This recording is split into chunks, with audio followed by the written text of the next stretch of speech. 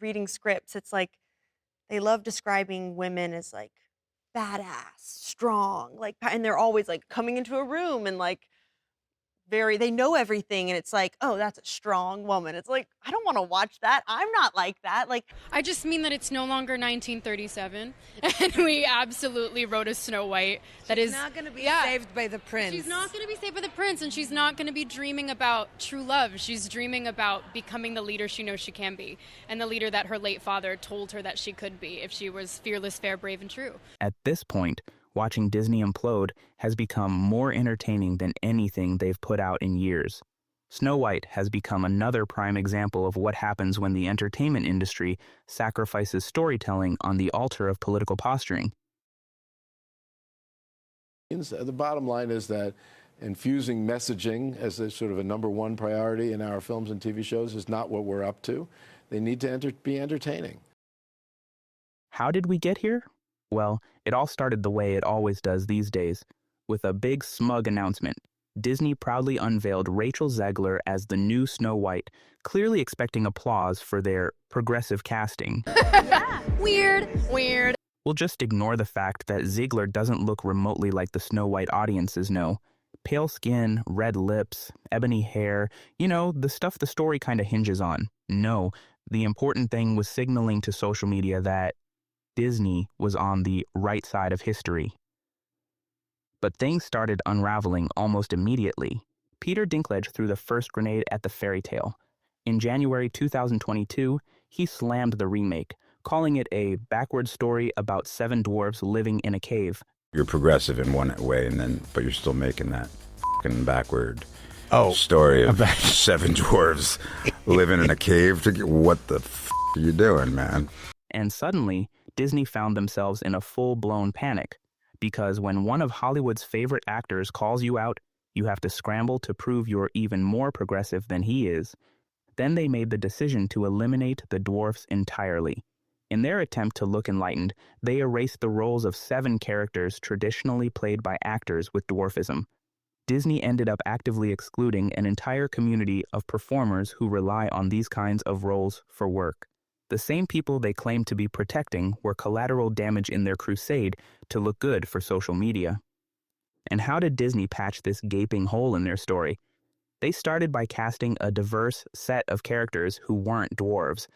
That got a lot of backlash, but then they eventually settled for slapping together a bunch of generic CGI magical creatures that look like they wandered out of a bad World of Warcraft knockoff.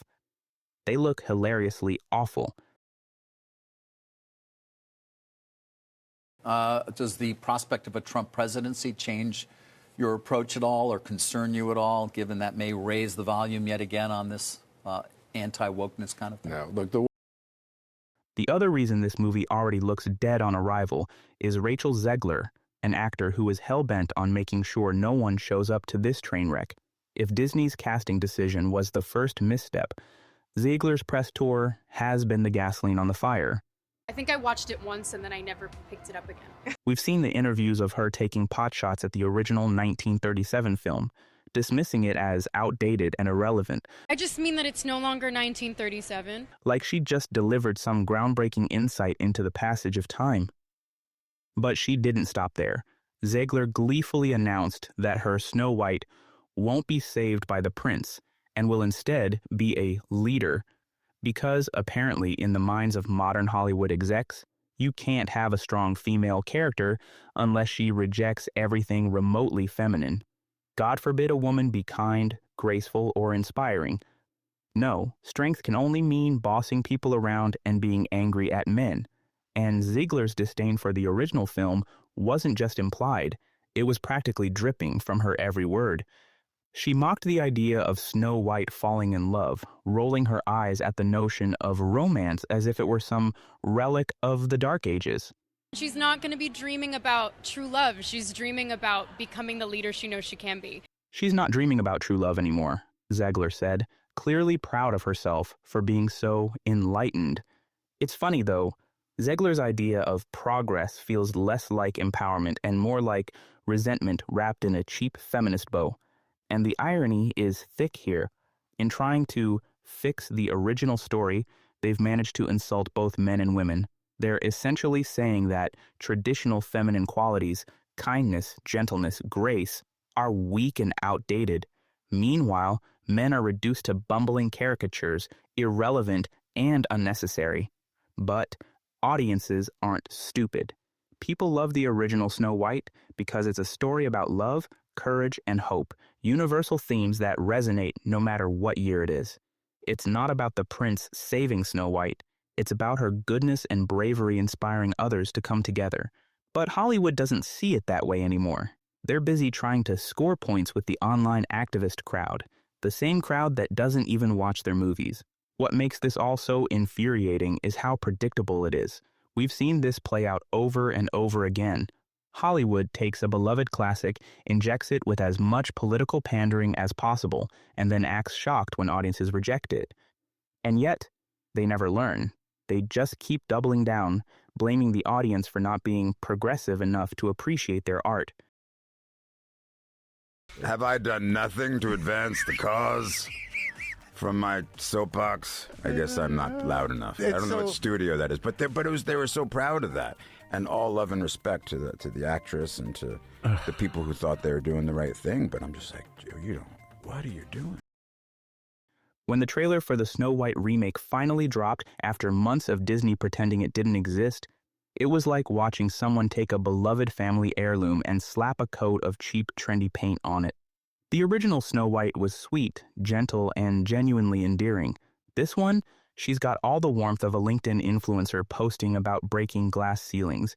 Instead of the wide-eyed innocence that made Snow White timeless, we're getting another generic, modern boss babe who looks like she's about to give a TED Talk titled, "Why Traditional Fairy Tales Are Problematic and How I Fixed Them."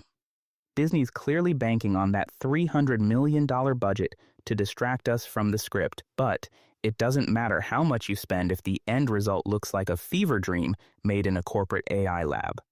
The original movie was painstakingly hand-drawn, a labor of love that gave us lush forests, enchanting cottages, and a world that felt alive. This remake is a cold digital wasteland. Everything looks artificial. Like Disney ran it through the same soulless CGI filter they've been using for their remakes since The Lion King, which, by the way, somehow managed to make talking lions boring. The dwarfs, if you can even call them that, look like the unfortunate result of some intern hitting render on a bad concept art file. They don't feel magical or whimsical. They feel like NPCs in a second-rate video game. But the real problem isn't just the visuals, it's what this movie represents. Hollywood and Disney has become so risk-averse, so terrified of offending the progressive base, that they've stopped making art and started churning out content. That's what this is. Content. It's not a movie made to inspire or entertain. It's a product designed to appease social media mobs and focus groups. And let's not pretend this is about progress or modernization. The ideologues running these studios have a nasty habit of tearing down the past under the guise of progress. They treat anything traditional, a story, a value, or even an aesthetic as inherently problematic. Again, the original Snow White celebrated virtues like kindness, grace, and resilience, but those qualities don't fit the modern Hollywood mold, where strong female character now means rejecting femininity altogether. In trying to make Snow White empowered, they're actually sending a regressive message that traditional femininity is weak, that women can only be strong if they act like men. It's the same tired trope we've seen in every updated female character from Mulan to Galadriel. The irony is almost too rich. People have been coming after me and the company for years, and it's just, I don't get distracted by those things. But the woke thing has had more of an impact. I mean, you've said to me that you would love to be just out of the culture wars. Do you feel like you're succeeding in that? Well, I think, yes. I mean, I think the noise has sort of quieted down. I've been preaching this for a long time at the company before I left and since I came back, that our number one goal is to entertain. I think, look, the term woke is thrown around rather liberally, no pun intended in that regard. I think a lot of people don't even understand really what it means. But audiences aren't falling for it anymore. You don't have to dig deep to see that Disney's golden goose is laying some pretty rotten eggs these days. It's almost like people don't want their entertainment to come with a side of condescension. Who would have guessed? But Disney keeps doubling down, pushing the same bland, ideology-driven formula that's alienating everyone except the blue-check activists on social media. This Snow White remake is just the latest example of Disney misunderstanding its audience, so busy chasing cultural approval from the loudest corners of the internet that they've forgotten who actually buys the tickets. It's not the progressive think pieces praising subversive storytelling that fill theaters. It's families, parents, and nostalgic adults who just want to escape into a magical world for 2 hours. And let's not ignore the fact that Disney clearly knows this movie is a disaster. They sat on the trailer for months, like a kid hiding a bad report card, and when they finally released it, crickets. The marketing feels half-hearted, like they're trying to bury it before anyone notices. If you're spending $300 million on a movie and you're afraid to show it off, that says more than any critic ever could. But what else can they do? They're stuck. They've committed to this ideology, and now they're too deep to turn back. Every flop is met with the same tired excuses. The audience wasn't ready for it. It's the pandemic. We understand perfectly. We just don't like being talked down to. What's really tragic is what they're doing to their own legacy. The original Snow White was a revolution in filmmaking. It proved animation could be more than a novelty. It had heart, soul, and a kind of magic that can't be replicated. And they're stripping it of everything that made it special, turning it into a hollow shell of its former self. They think they're making it relevant, but they're just making it disposable. The original Snow White has lasted nearly a century because it speaks to something universal, something timeless. This remake, on the other hand, will be forgotten before it even leaves theaters. And maybe that's for the best.